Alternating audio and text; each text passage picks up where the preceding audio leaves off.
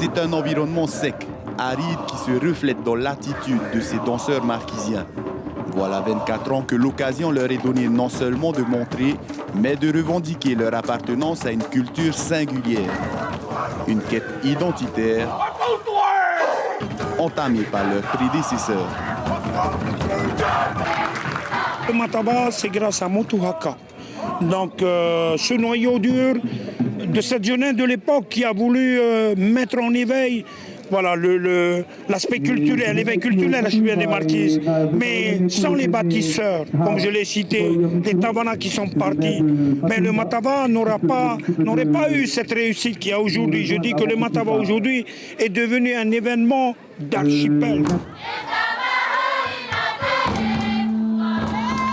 Et si la transmission est un des aspects essentiels du Matava Aotenoenana, celle-ci est matérialisée par un passage comme une flamme, un flambeau que l'on se transmet pour maintenir le feu culturel et identitaire, le Totoko Pio. On a déjà travaillé plusieurs années et on continue, mais on a des structures d'accueil, d'hébergement, des délégations, c'est quasiment prêt. Et donc, le prochain Matava, on est en train de préparer, de finir le site pour accueillir le 13e Festival des Arts des Marquises qui aura lieu à Fatou-Hiva à la même période de décembre. Un 13e festival qui se tiendra donc en 2021. L'île de Fatou-Hiva attend environ 650 personnes pour la 13e édition du Matava Aotenoenana. Une édition plus intimiste par manque de structure. Tous les 2 ans, le festival se tient dans une des petites îles de l'archipel pour que tout le monde en profite.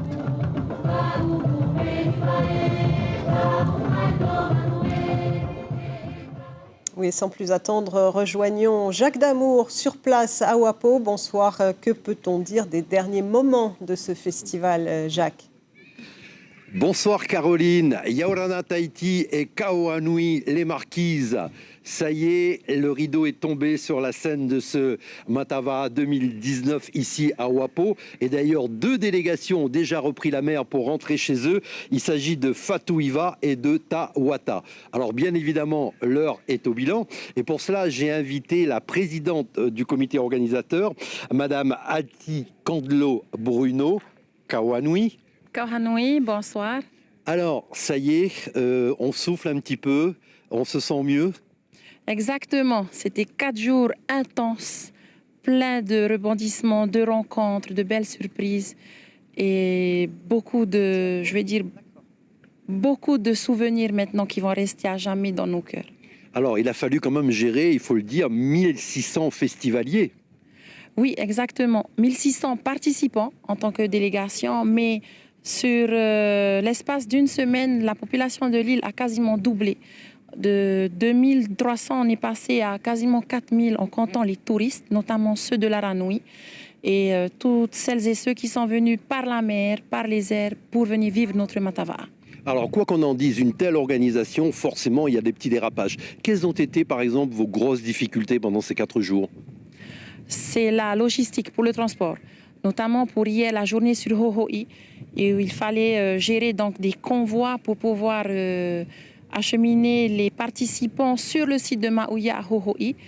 Et ma commission transport, qui est une petite commission réduite à 2 personnes, on va dire, a été super bien aidée par la commune, par la police municipale et les gendarmes. Une belle équipe.